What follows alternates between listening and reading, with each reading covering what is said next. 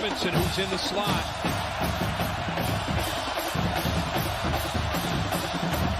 Look in that direction on a slant. Huge hit. Ball picked off. The Volunteers of the Carib make an interception. Jawan Mitchell. They call him Juju. A discrepancy. Schuster, they were going to take a shot, but he's hit by Nelson. And Nebraska has picked up the football. Their first takeaway of the game. Wells way down the field. It is into coverage. It is intercepted. It is over. Lamarian James has sealed the victory for Old Dominion. And fittingly, it comes on a takeaway.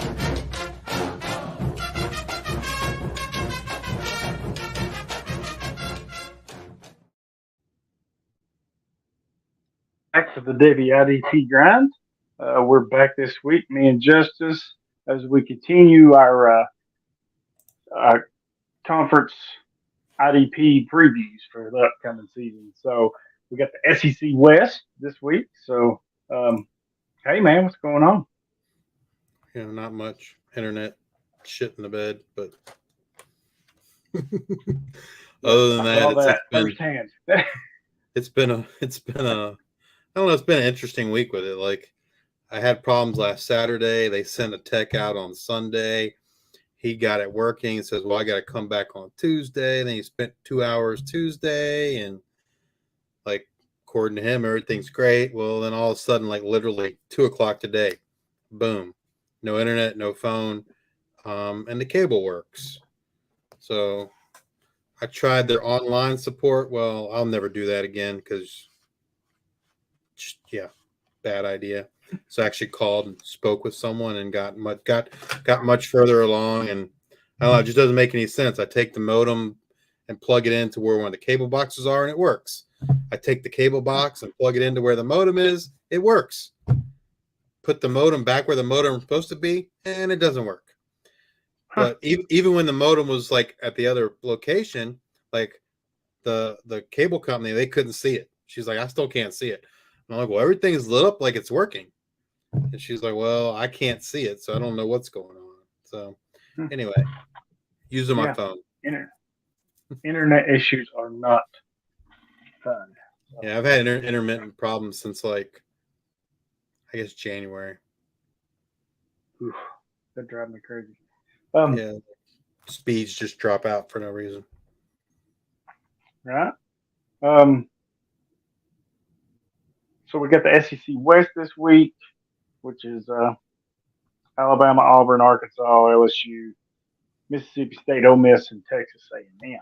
So some of the bigger names when it comes to IDP has been on that side of the SEC in the West. Yeah, with the exception of maybe like Georgia, right? Yeah, well, you know, I mean, in years past though, it's only been the last few years that they've really come on with their IDP. So. And their IDP from a college production perspective, it really isn't there, right? It's more the pro potential is where there it was, you know, you're grabbing those guys. Yeah, before we get all the way into it, let's thank Trophy Smack for providing the rings for us. They got good quality merchandise, whatever you need, rings, plaques, trophies, belts. You know, they're good quality, well made. So go check them out. Thank MFL, myfantasyleague.com for supporting our listener leagues. They hook us up with those. And then if you like to gamble, don't forget to go over to Action 24/7 Betting. And they've got everything you can bet on right now. So baseball, basketball, football, hockey, ping pong, darts, golf, racing, you name it, they've got it. So go check them out.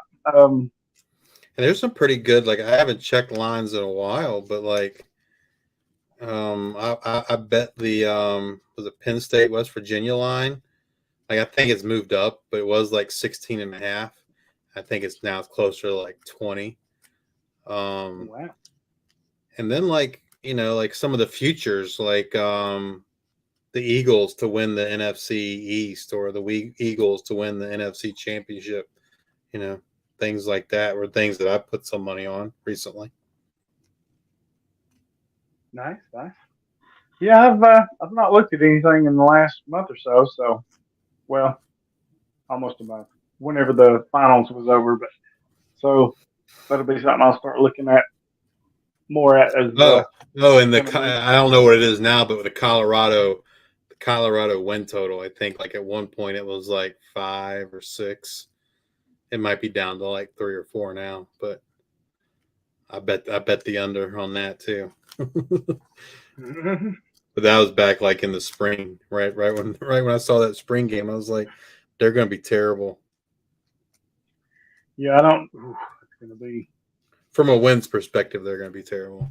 I mean, I think they'll be a better team, right? But it's not. It's from a win-loss record perspective. I don't know that you're gonna see the improvement that drastically. Yeah, that's going to be. I was trying to look and see.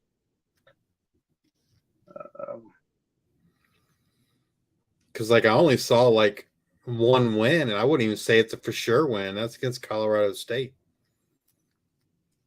Yeah, I mean, you kind of talked about this Previously. Yeah, but we I don't think we so really bad. mentioned the odds, but it was. I don't see it right away, but.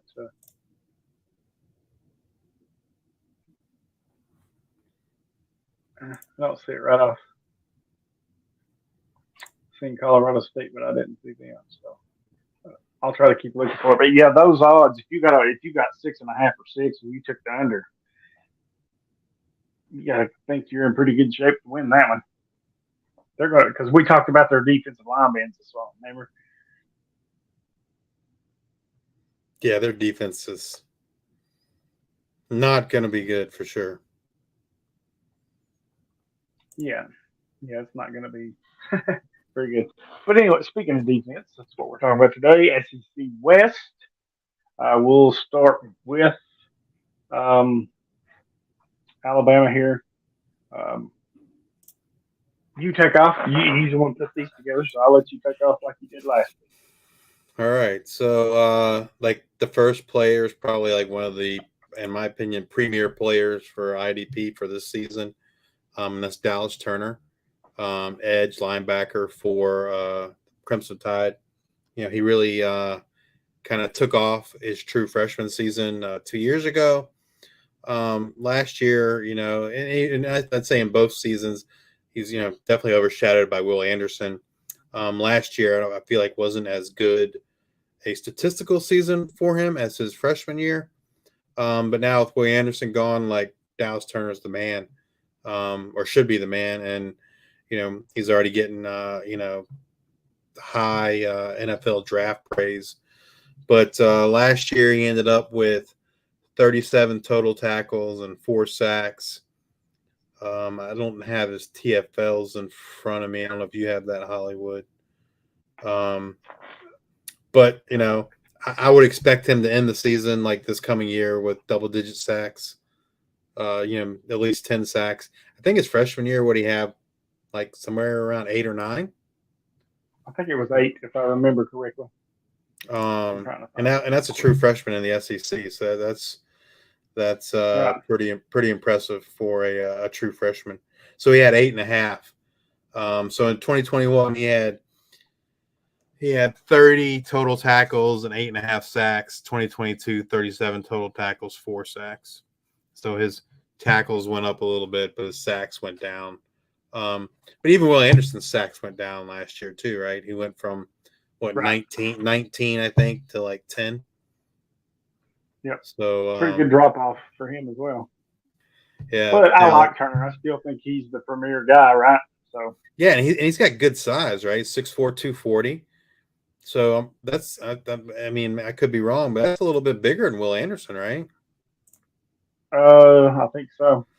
Well, they're close. It's close. So it looks like Will's 6'4", 243. So they're pretty. They're essentially the same size. But yeah, Dallas Turner. If by chance he is not owned in your league, he should be a priority for sure. Although I can't imagine, Yeah, absolutely. I can't imagine you're in an IDP league and he's not owned. So Yeah, that'd be crazy. But I have seen some crazy stuff, so it never hurts to check. sure. Next up is defensive tackle Tim Smith. He is a senior and he's getting a little bit of draft buzz. He's not someone I think I'd be overly interested in unless you're in a defensive tackle required league. And then even then, right, like, he's not a sack guy. He's okay from a tackle perspective. He's only averaged basically one sack his first 3 years at Alabama. And he's right around the 20-25 tackle mark too. So he's 6'4", 304. So, he's getting some draft buzz, but I don't really know how much fantasy value he has. And definitely not in any league that's not a defensive tackle required league. But even in those leagues, I think, from a production standpoint, I think he's shown to be fairly limited. Next is cornerback Kool-Aid McKinstry, who's also, getting some first round hype. He's I believe this is third year at Alabama this past season, 2022. He had 35 total tackles, 1 sack, 1 interception, and 15 pass breakups, which, you love to see from a cornerback. His true freshman season, he had 26 tackles, 1 sacks, and 1 pass defended. So, Kool-Aid's 6'1", 188. He's his real name is JaQuincy, but he goes by Kool-Aid. He's very possibly the first cornerback selected in next year's NFL draft. Again, if you're in a cornerback required league, he's someone that should definitely be owned. If he's not, I'd be looking at him because he's going to get drafted. He's going to get that high draft capital next year. Next is someone we've talked about. I don't know how many times we've talked about a lot, and it's true freshman Caleb Downs. He was in Pratt. He was there for the spring, right? He got a lot of accolades, a lot of praise in the spring, right? And I think we both expect him to be a starter day one. They lost quite a bit in the defensive backfield. They lost Brian Branch, Jordan Battle, DeMarco Helms. All 3 of those guys are gone. And in addition to Caleb Downs, Malachi Moore is probably the other guy that's going to start at safety for him. But Caleb Downs was a 5-star, number 1 safety in the class. He's a ball hawk. He played both ways in high school, and the thing that stood out the most to me when I watched his film was how electric he was with the ball in his hands. I certainly think there's things he needs to improve on at the college level, and I have no doubt that he will. I didn't feel like he was like a very good tackler. Like he just kind of hit folks.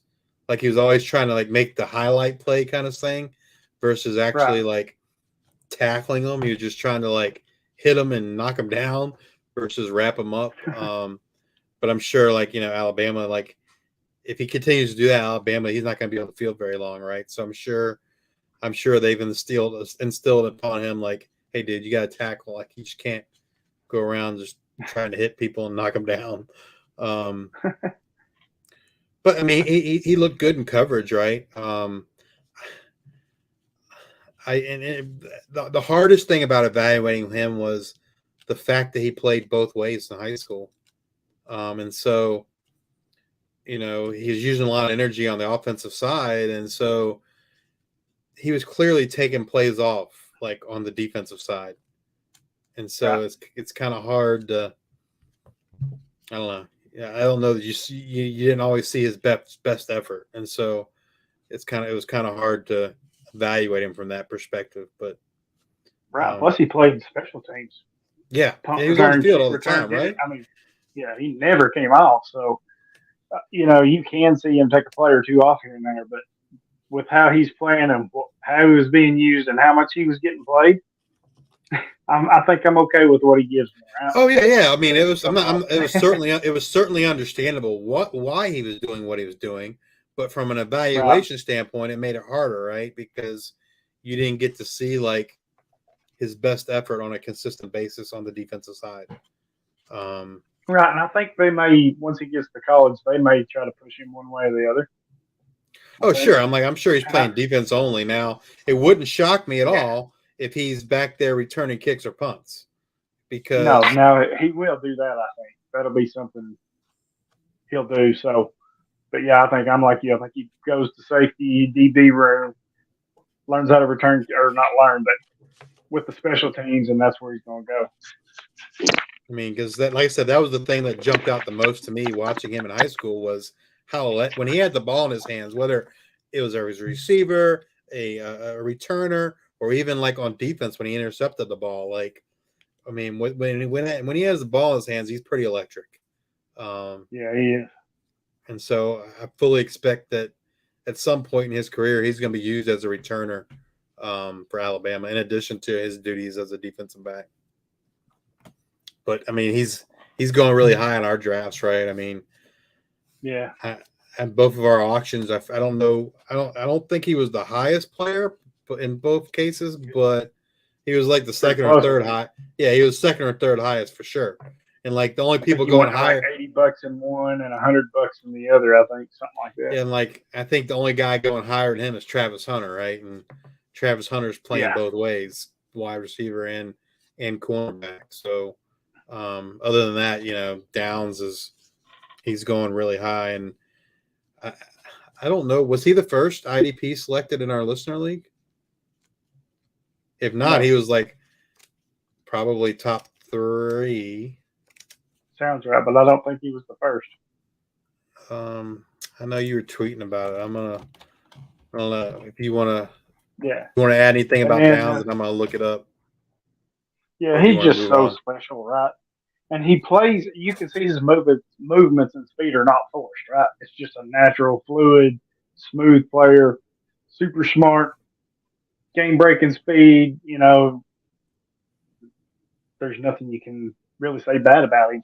And I think he's going to get to play early. We've talked about them losing all their safeties this year to the draft, so I think he'll see a lot of reps early as a freshman. 2, 3, 4. So he was the 5th. You actually drafted him. He was the 5th IDP taken. The guy. Yeah, I knew I drafted him, but I couldn't remember where it was at. Exactly. And you took him in the second round, and the other 4 were all linebackers. Yep. Now this one guy was a placeholder, but I don't remember who he was a placeholder for. Joey took him as is that Harbor? Maybe? Yeah, I think so, yeah. So then he's not even a linebacker. He's really a receiver. Just going to look at the placeholder real quick. But he was in the second round. And he was the first defensive back taken. Like I said, the other 4 were all linebackers. Let's see here. Where's the placeholder sheet? There we go.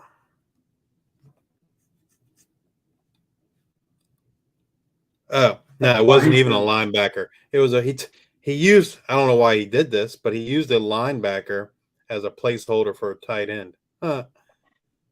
So in reality, Downs would have been 1, 2. He'd have been the fourth defensive player taken in the draft with the 3 guys. Yeah, I know I took him earlier. I just can't remember how many was in front of me.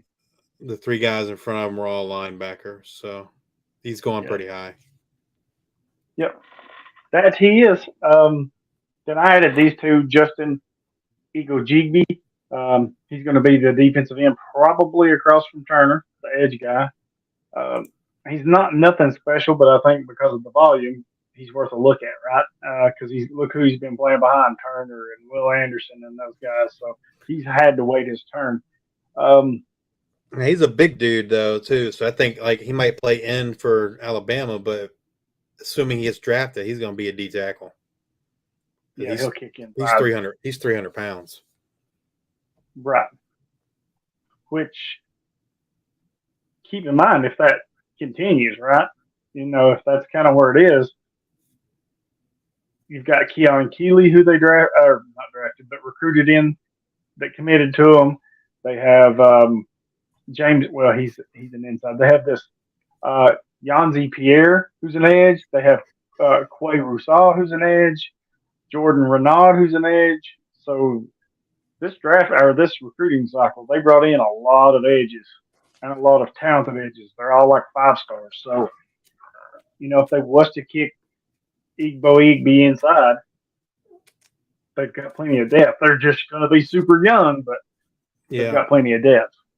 Yeah, I this week I watched the All-American Bowl, and I was trying to watch another player that's not in the SEC, but both Pierre and Keeley were in that, and Keeley had some, I mean, it's hard to judge an all-star setting, right? You're not supposed to rush and all that stuff, but he had like a sack or two. He had a sack or two. I mean, I think those all-star games are kind of hard to watch, but he looked good. Keeley did, and the guy, he's not a defensive guy, but the guy I was most impressed with in that game, who I had not watched other than like highlights and stuff, was Dante Moore. He looked really good in that game. But anyway, cool. And then the other one was linebacker Deontay Lawson that I wrote in here. He's going to be starting in the middle for them. They've got the transfer Tresman Marshall. He's probably going to be on the weak side or whatever. they lost Braswell too, and but he's more of like a rover player.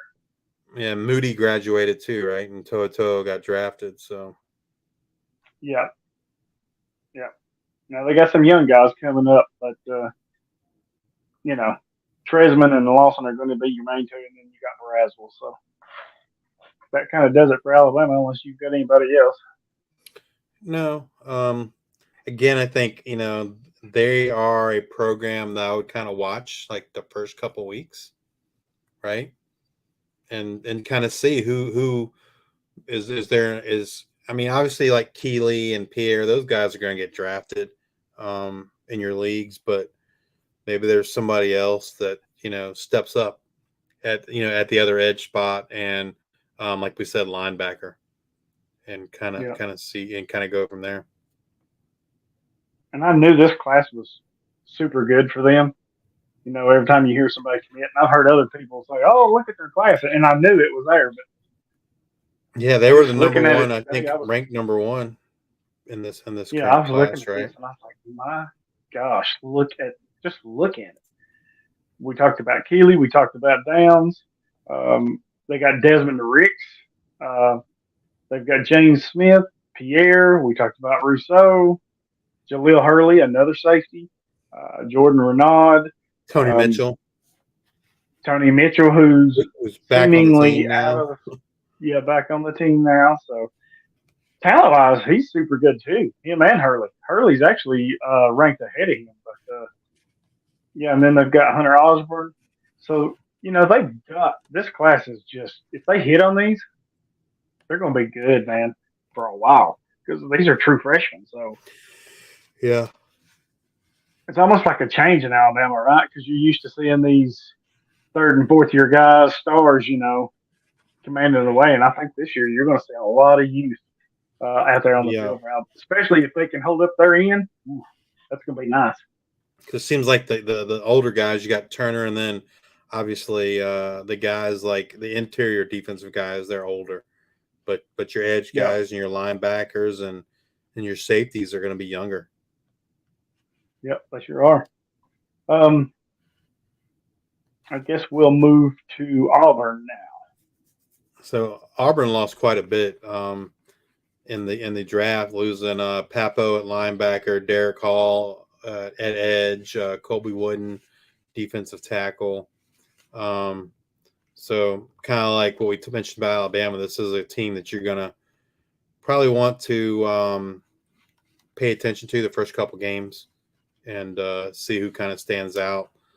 The three names we have written here, I mean, two of them are cornerbacks, and they're both kind of all SEC type cornerback. But if you're not in a cornerback required league, then you're not really going to roster quarterbacks. But both DJ James and Nehemiah Pritchett, they both had 37 total tackles last year. Pritchett did have 1 sack. Let's see, and they both had eight passes deflected, and James had 1 interception.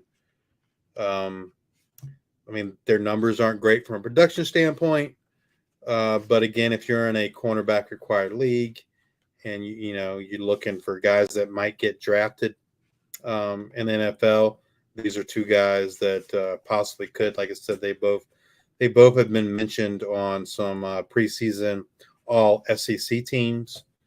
And then we have linebacker Cam Riley. He was their second leading tackler last season with 64 total tackles. He didn't have any sacks, and he didn't really do anything back in coverage. But I suspect he should kind of step into Owen Papo's role, who had 92 tackles and 2.5 sacks last year. And so with him moving on, I expect Riley's numbers should move up. I really haven't heard any draft buzz or anything like that about Riley.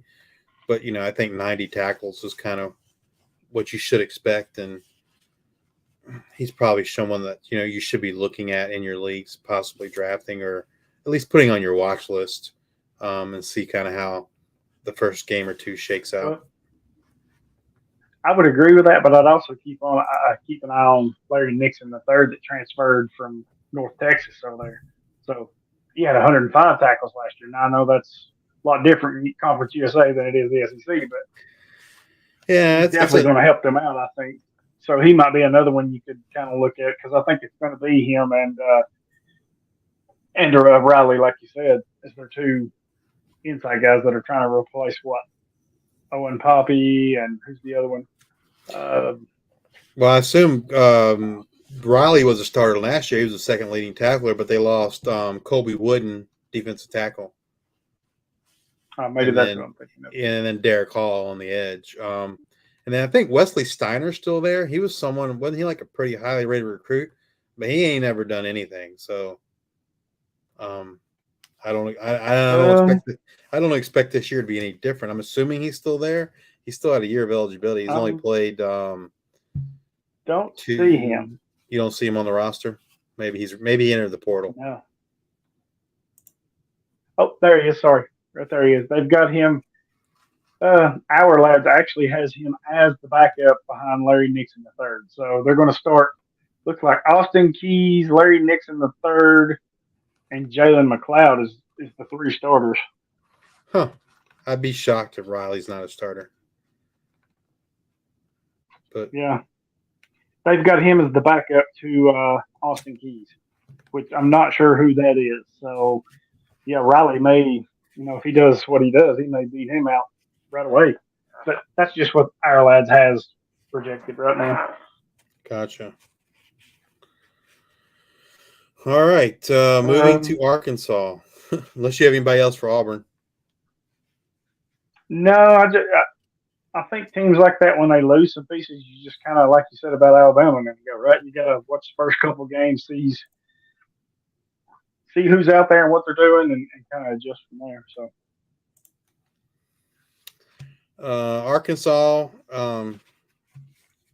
they lost. So probably the biggest loss is Drew Sanders, right?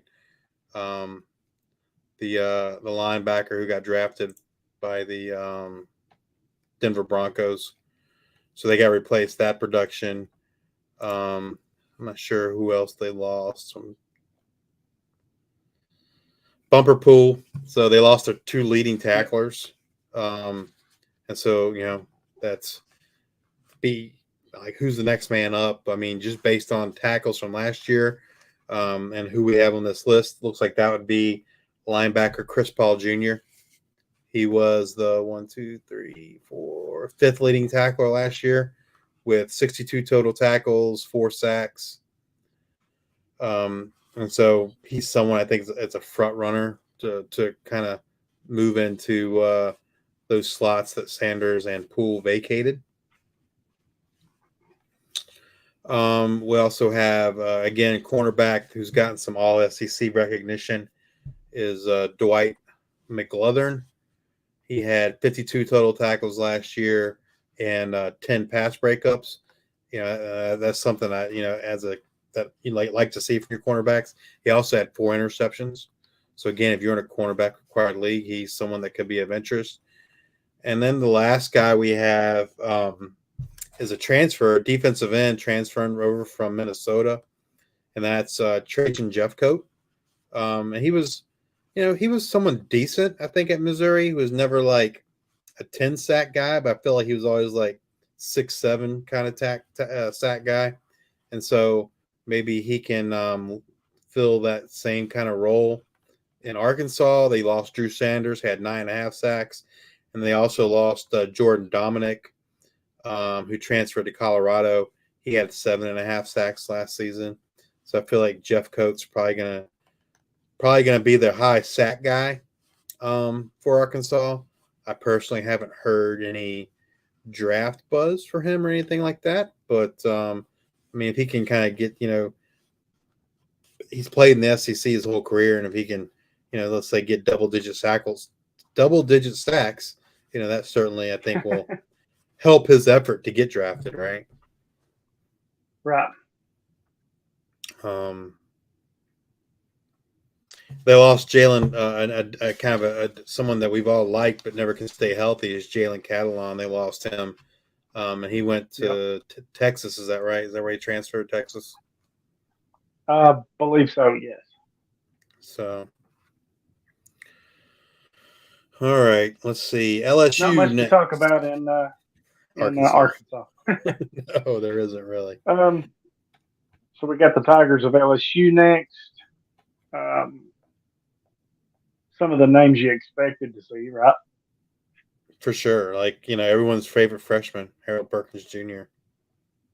Harold Perkins. I think Makai, if you're playing in D-tackle leagues, you know who Makai Wingo is. But they got a transfer in, too, Orange Space at linebacker, so that's going to help, right? That's going to be a big one for them. They got the Deuce Chestnut, who you've talked about, that transferred in. Do you think we're going to see any of Sage Ryan, the highly touted safety that come in for him? What was it, last year, I think it was? Or was it the year before? He was class of 21. Now, that might have been a redshirt year. Just looking at his numbers that year, he only had 6 tackles. So I don't know how many games he played. Yeah, I see it. Obviously he's going to play safety, right? With I think both Denver Harris and Deuce Chestnut, there's your 2 starting cornerbacks, right? And, right. And from a cornerback in a quarterback required league, both of those guys, Deuce Chestnut was getting draft buzz when he was at Syracuse, so I only expect that to increase with the LSU, and Denver Harris was, a pretty productive true freshman last year at Texas A&M, who I think kind of got in the doghouse there, right? And so he's moving to LSU, but yeah, I could see Ryan being their starting safety. They lost Jay Ward, who was, I don't know if he was drafted, but I'm pretty sure he's with Minnesota. And then I think they also lost Greg Brooks Jr., which I think they were their 2 safeties last year. So there's certainly opportunity for Ryan to step up and be one of those starting safeties. Well, they're showing Brooks is still there. He's Okay. going to be their starting free safety. So maybe probably had the COVID year, right? So, right. They've got Sage Ryan listed as the nickelback. He's the backup to Deuce Chestnut right now. So. Well, maybe he's their slot. Maybe he's their slot corner, right? Like you said, nickelback. Right. But yeah, that's Harold Perkins Jr. What are your thoughts on him at the next level? Do you see him as a true middle linebacker, or do you think he's going to play more like a? No, he's not going to be a true inside guy, in my That's opinion. kind of what I thought too. I'm trying to think. He's not an edge, right? So he's not gonna. He's not. I don't think he's gonna be an outside. I don't think he can be an outside linebacker in a 3-4 where they're asking him to play edge all the time, right? I don't think he can. I don't know that he won't be. He's gonna have to get a little bit bigger. What is he? 6'2", 220. Yeah, so see, that tells me he's more of a linebacker type. Yeah, so I mean, he had 72 tackles, 13 for a loss, and 7.5 sacks last year. Yes, I just don't know that he's. I don't think he's an edge in the NFL. But I think he will be though. I think you can play him as an outside linebacker. Maybe not. Well, I do. I think he'll be an outside linebacker, guy, but I don't think he's going to be someone that, like, when I think of an edge, like, he's not going to play edge like Will Anderson plays edge. True, but nobody does. Well, I'm just saying. I mean, that's a bad example. I'm just thinking from like a pure size standpoint, right? Like, he's more. I mean, I realize NFL teams really aren't defined by 3-4-4-3 anymore, but in my opinion, he's really he's a 4-3 outside linebacker. That I would agree with. Much more so than a 3-4 outside linebacker, where those linebackers play more of an edge role. Right. I agree. And I think 4-3 teams is where he needs to land, right? Because you got that one extra lineman in front of it, because he's not a pure inside linebacker. So teams may try him there, but I think eventually like you said, they would try to move him to the weak or strong side. And then if you're in a 3-4, you're going to move him up to an edge rusher, even if that's not really his game. That's probably where he's going to slot in at. So, I mean, to answer your question from a minute ago, I don't think he's a true inside guy. Now, that doesn't mean that somebody won't give him a chance, but right. I mean, kind of when I think of Perkins, I think of a pass rusher. Though. I don't think of him as that tackle guy. Kind of like the same thing when you say Ojulari. First thing that came to your mind was, a pass rusher. Maybe like a Matt Milano at Buffalo, maybe, right? Where he's not. I mean, he might have to be the inside guy this year, but in the past, that was Edmonds. That wasn't really Milano. True. I'm just trying to think of other. He was the one that immediately came to mind when I think of outside linebackers.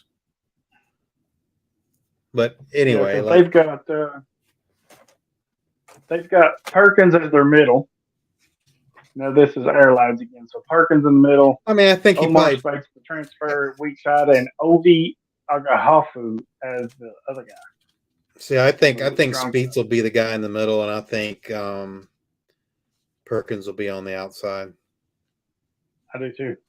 Yep. Because that's kind of that's how they used him last year, right? Baskerville was the guy in the middle. Perkins was the guy on the outside, and I just think that's where he's best suited for, his skill set to be able to rush the passer, and not necessarily be I think he'll be a good tackle guy, right? But he's not going to be like a super high tackle guy, right? And saying this, like his Perkins' value is probably pretty high, right? And so I don't know. Like, unless you could probably sell him now and get more than what you will later. That's what I'm kind of wondering. Like maybe you wait till after this year, right? And then, thing is, maybe, I could see that.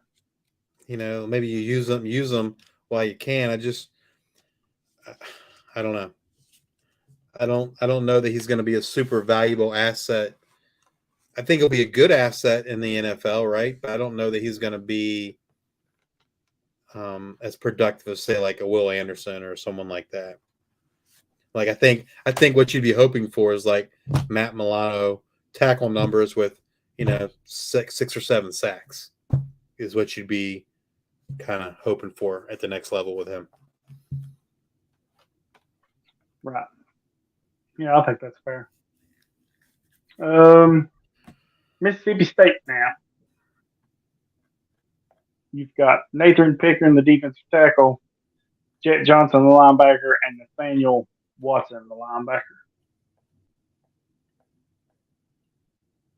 Now, both Jet Johnson and Watson, they were their two leading tacklers last year, both over 100. Jet Johnson had 115 tackles, 2 sacks, and then Watson had 113 tackles and 6 sacks. So, I'm sorry, yeah, Watson. Yeah. So Watson's kind of more of the, the guy that's going to rush, maybe edge guy, if you will.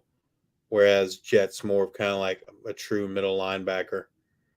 Both of those guys, with 100+ tackles, if they're not rostered, they should definitely be rostered and someone you look at. And then, Pickering as a defensive tackle, again, he's someone that's I've seen getting some draft buzz. But if you're not a defensive tackle league, you're not going to add the guy because from a stats perspective, he's never really done much. Last season, he had 14 tackles, 2 sacks. 2021, 14 tackles, 4 sacks.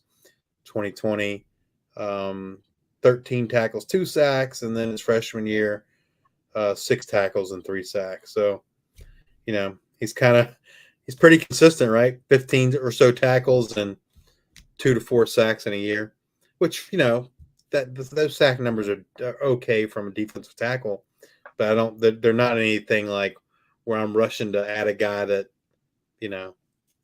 add that guy. Because I feel like, unless you're in some kind of funky defensive tackle scoring league, right? Those guys I think are kind of a dime a dozen from a, scoring perspective.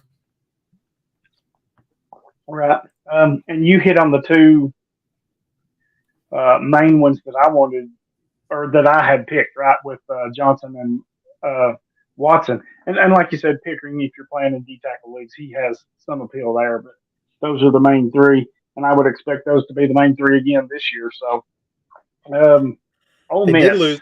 They did lose Tyrus Wheat, who's kind of their edge rusher, right?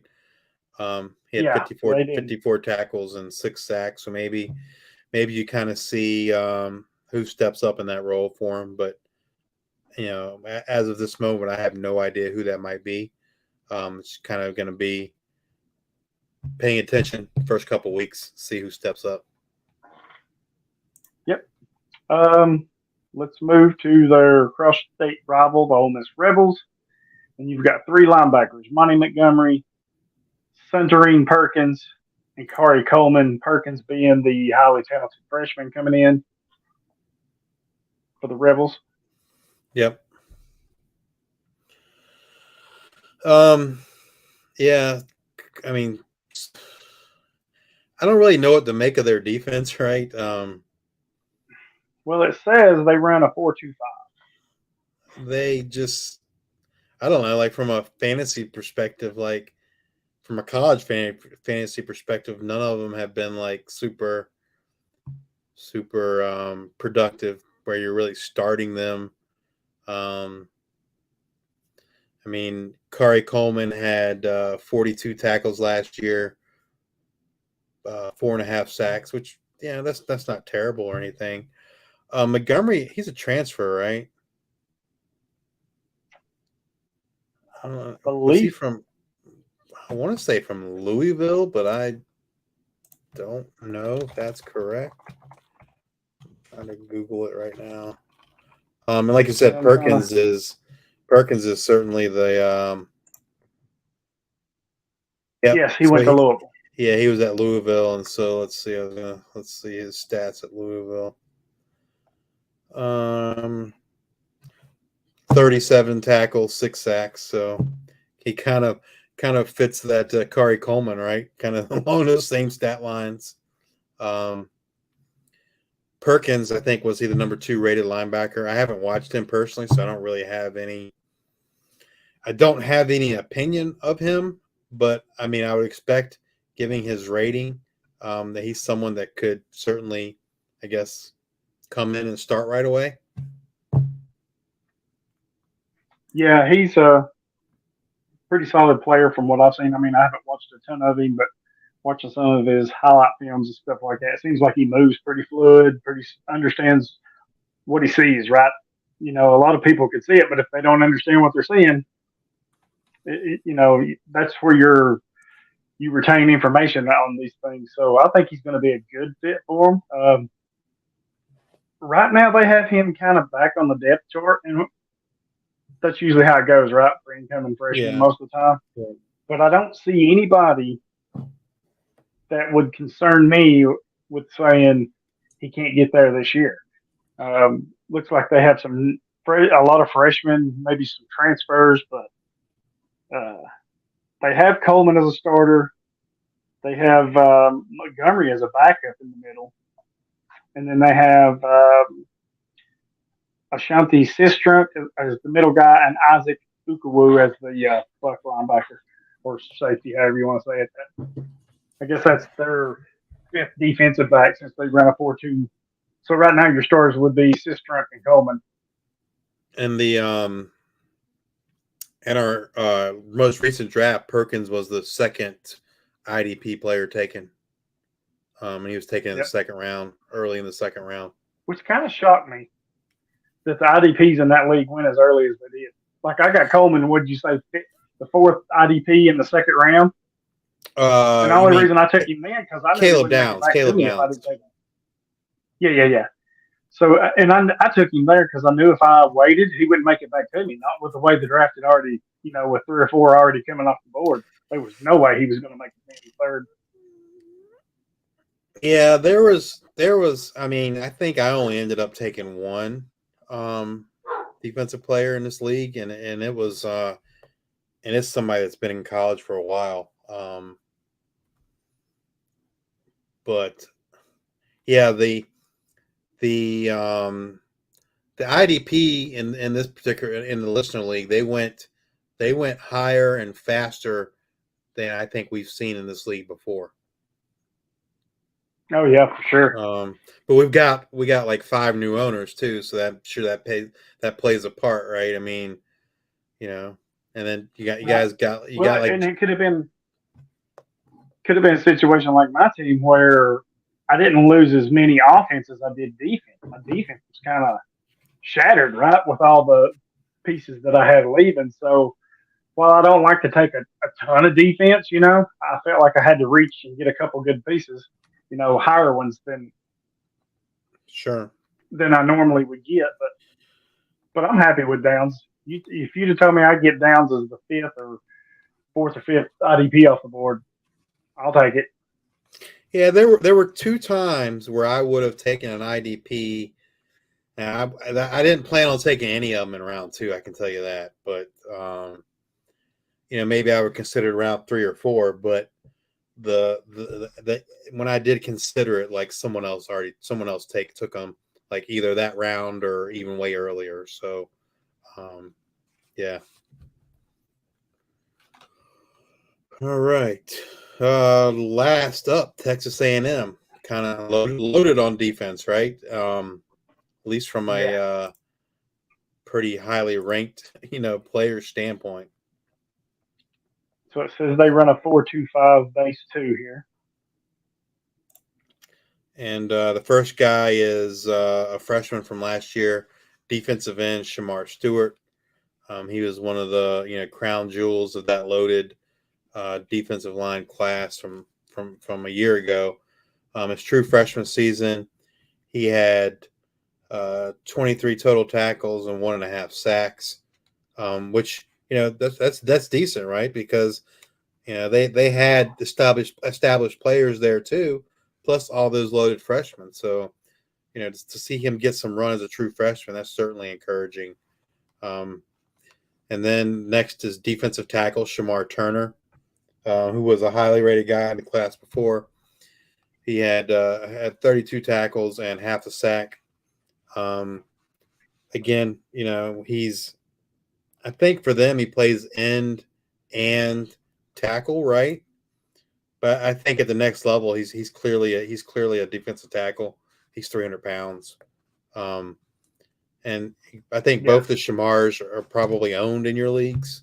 If they're not, that's someone I'll be looking at, especially Turner, in a defensive tackle required league. And then staying along the defensive line, we got two more freshmen from that class from last year. Walter Nolan, who's a defensive tackle, and then Levius Overton, who's a defensive end. I'm trying to see their stats from last season. Let's see. Yeah, so they've got Walter Nolan listed as the starting D tackle, and they've got Overton as his backup.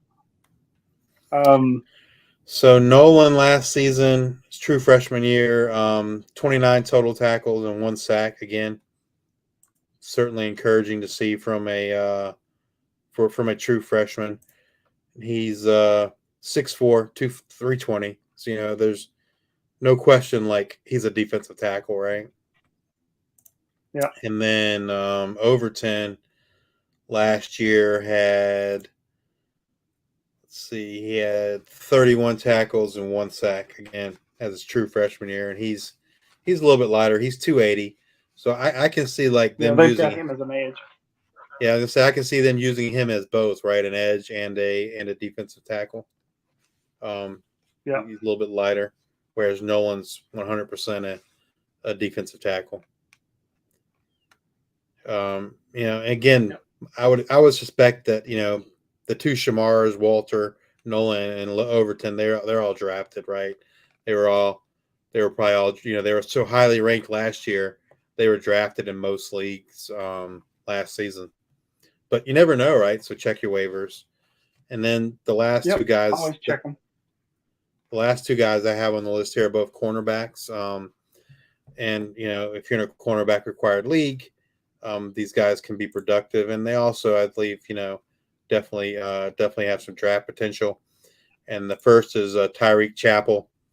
He'll be a junior this coming year. And he's been productive both his freshman and sophomore year. Last year, sophomore year, he had 44 tackles, 8 pass breakups, and then his true freshman year, he had 41 tackles and 9 pass breakups. If you're in a cornerback required league, he's someone that should absolutely be drafted. And then this other guy, I'm going to have to look up his stats from last year because he's a transfer, and that's Tony Grimes coming over from UNC. I know he had a pretty big true freshman year, right? I believe so. I believe it was. So his true freshman year, well, he was a high recruit, I think. I think the guy I'm thinking of that had the big freshman year was Storm Duck, who also transferred from Carolina. Yeah, Storm Duck had the big year, but Grimes was a 5-star recruit coming in. A lot of people were trying to get him to sign or commit to them, and North Carolina got it. So I think if you look at his numbers, his sophomore year was his best year, wasn't it? Yeah, he had 47 tackles there and 9 pass breakups. His last season, he had 36 tackles, 7 pass breakups. So again, okay tackle numbers, but those pass defended numbers, those are pretty good. And again, if he can show in the SEC, right, he's someone that certainly should get drafted in the NFL. And so both Chappell and Grimes, if you're in a cornerback required league, those are two players to look at. No, anyone else from Texas just A&M? kind of looking at their depth chart. We were talking about the plethora of front line defensive line that they had, right? So they've got, like you said, Turner as a starting defensive end with Shamar Stewart as his backup. They've got Nolan as the starting defensive tackle. They have as the third backup to him, or the second backup to him, Gabriel Brownlow-Dindy, who was a highly recruited freshman too. So he's on there. Then you've got Overton as the backup at edge, which I think he winds up starting. Right now they have a redshirt junior in front of him. Fadil Diggs, I'm not sure who that is, but I think Overton can overtake him. And then, like you said, Chappelle and Grimes as your corners.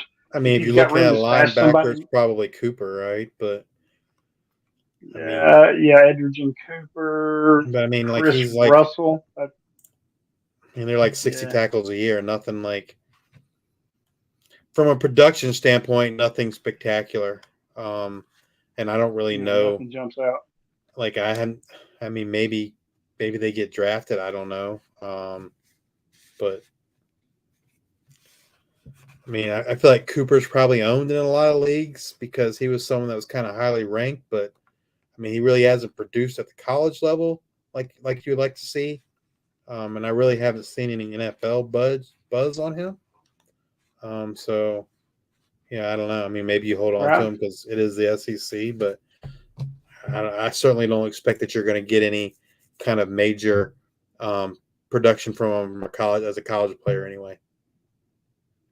Right. You might want to look at Chris Russell. He's going to exercise the COVID year, right? So he had 66 he didn't do anything 7 until for a last loss, year. 2.5 sacks. Yeah, he was kind of quiet. So maybe it's his turn and he kind of steps up and does something with that. Prior to last year, he had a total of 16 tackles in his career in 3 years. So yeah. I'm just saying if you need somebody in your Devy league only, because I don't think he's doing much at the next level at the NFL anyway. But for college, if you're looking for a linebacker to fill in this year or kind of piece something together, he's maybe somebody you're worth looking at, I think. Yeah. That does it for the SEC West, man. That was pretty good. I was trying to look real quick before we left while we were on Texas A&M. They have got let's see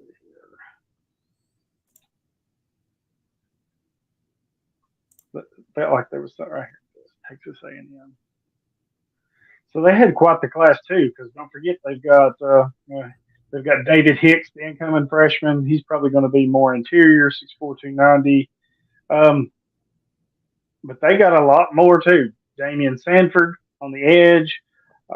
They've got Rylan Kennedy on the edge.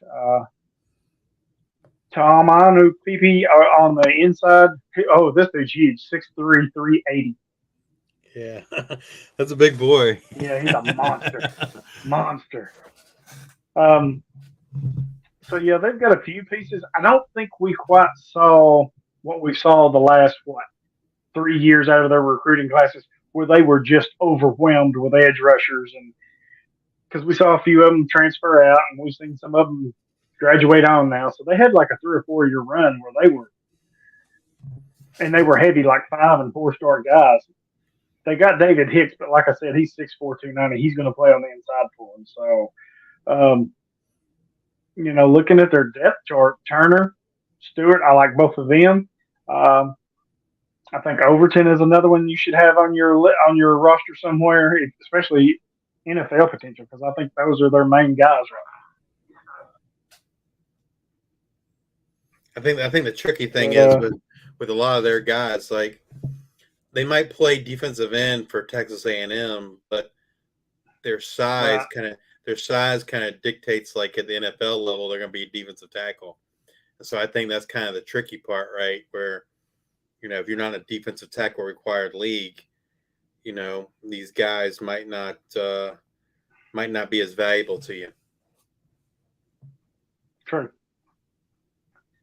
Yeah. I mean, we'll see how it winds up being, I guess.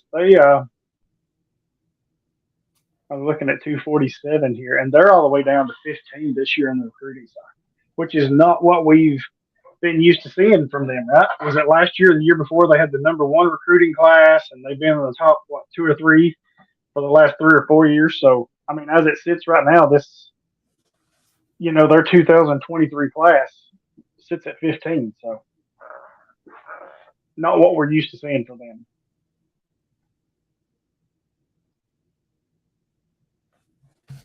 I think that does it for the SEC West. We will be back next week with the Big Ten East. That'll be interesting to get into that, kind of start digging into that that conference.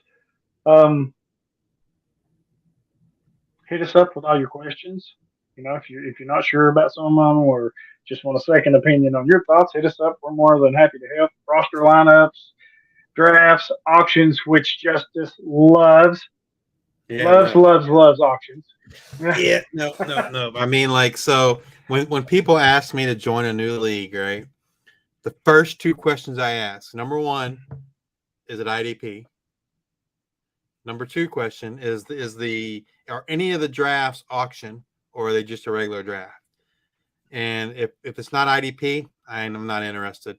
And it's got to be college IDP and NFL IDP for C2C. Like a lot of leagues, I think, for the college side are just doing basically Devy for the IDP side because they don't want to deal with fan tracks and they don't want to manually score it, which is fine, right? That's their prerogative. Right. But personally, that's not for me. Like, so it's got to be IDP, and they got to count on both college and the NFL side. And if the draft is an auction, yeah, I'm out. I want no parts of it. I just finished an auction, and it was insane. Like the one I just did, buddy. I don't even know what to say. Like, the prices that and this one was not a. I made an exception because it's a company league, if you will, but it's offensive only, and the prices were like outrageous, man. Like a lot of the prices. So like I got Malachi Nelson. Wow. I paid like $825 for Nelson. That's not. I wouldn't say it's outrageous, but then like Dante Moore and Arch Manning went for like $1,000, and Brandon Ennis, the wide receiver, went for like $900. So he went more than Malachi Nelson, wow, which is just absolute like insane to me. And then you're seeing like, and then you see like these random like basically college only producers going for like 100+, and it just like the pricing was just freaking insane to me. And so I stayed out of it for the most part. The pricing was just way too high for my taste. I did get a couple players, but I felt like, I was getting them at a decent value or right at like what they should cost. And I wasn't overpaying for people. But yeah, it's crazy, man. And then like my biggest, this is my biggest complaint about auctions is like people don't have to do any homework. They don't have to do any research, right? Because they're in an auction with Hollywood, and right. Hollywood, does a lot of research and a lot of homework, and he's nominating this defensive end from Georgia. Well, let me go Google. Oh, this who this guy is. Oh, now I'm going. I didn't know who this guy was. I didn't know anything about this guy, but I'm gonna start bidding on him, right? And so that part is like what really irritates me. Is people. I don't know what the right word is for it. It's like the king would be like helmet scouting, right? Where the guy plays for Georgia, Alabama, so he must be good. Oh, well, Justice or Hollywood or someone else nominated this guy, so he must be good. I should bid on him just because they nominated him. And like I don't know, that's not my style. Like if I bid on a guy, it's going to be because I know him and I like him, right? It's not just going to be some random person I never heard of. Yeah. So that does kind of suck. I get it. I feel the same way with you. It kind of sucks to put the work in, and somebody else kind of steal him out from under you, so to speak. Or the flip side is right. That doesn't happen, and then people just drive you up just for the sake of driving you up. And like again, right. That's not like I don't do that. If I'm bidding on someone's because like, hey, I'm bidding because hey, I'm if I increase the bid, it's because I'm hoping I'm going to win, right? It's not. I don't play that game bidding people up just to bid people up. And so you see other people do it and like they're doing it. And again, that just I don't know. People that do it, they'll say, well, that's part of the game, that's part of the fun. Well, like their definition of fun and my definition of fun aren't the same thing. So right. I just avoid auctions moving forward. Right. I understand. I do like the draft better than the auctions too. I'll play the auctions, but it has to be the right league for me to do it. So campus to Canton with IDP and all that stuff. So I'm with you on that. Like I said, we'll be back next week with the Big Ten East. Can't wait to dig into that. Please rate, review, and subscribe to our YouTube page. That just helps us grow and gives us some more options and things we can do. Same thing with the podcast. It helps grow there.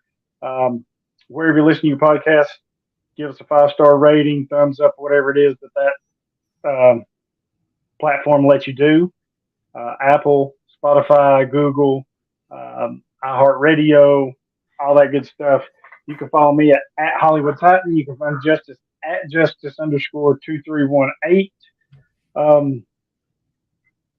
I was meant to tell you earlier before we go here, our strategy episode 66, which was a couple weeks ago or a couple episodes ago, has cracked our top 10 all time of listeners. So I wanted to shout out to our listeners and viewers and followers. Thank you. So help spread the word and help us grow. And we'll be back next week.